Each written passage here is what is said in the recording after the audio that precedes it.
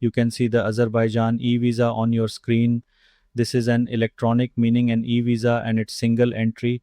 You can see the purpose is tourism. It's granted for 30 days, and I've hidden the client's data because we maintain client privacy. It was issued from Pakistan, okay, and its start date and end date are written here. Place of birth is written, date of birth is written, so all these things are mentioned on it. So how do you apply for this visa? Well, you have to go to Google and type Azerbaijan e-visa.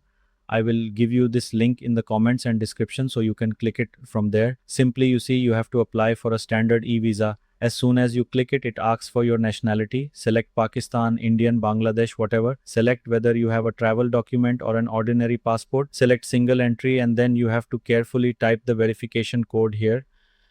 After typing this, you just have to click the green button that says continue. As soon as you continue, it asks for the purpose of visit. Select tourism. After that, it asks for the consideration period, whether you want it in 3 working days or need an urgent visa. Okay, and after that, it shows the validity. This is valid for 90 days and allows a 30-day stay, and you can also see the fee below. You then have to continue and then accept and click next.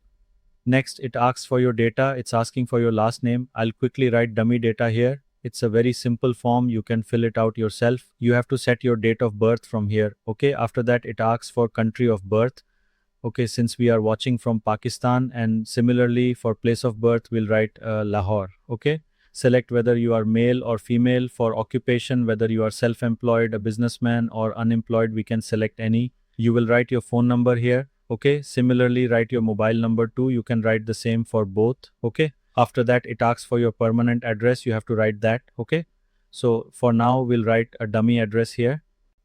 Okay. After that, it asks what your email address is. So I'll write any dummy email address here, but you must write your actual one because it will send a verification to it, right?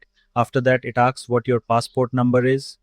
So whichever country you are from, you have to write the passport number of that country, your passport's issue and expiry date. Remember, the passport must be valid for at least 6 months. That's an international rule, okay? You have to write this. And after that, it asks if you have accommodation in Azerbaijan, a hotel, or if you'll stay with a relative, then write that address. So for now, I'll write dummy Baku here. And after that, it asks to upload your passport. After doing this, click continue, and it says your application has been successfully completed. Now you have to go to your email and approve it from there. As soon as you approve it, it says your data has been verified via email. Now you can proceed to payment. Okay. So now you have to click it from here. As soon as you click it here, it will take you to the payment page.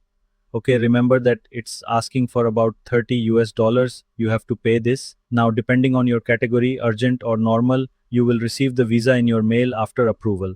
Jazakallah khair.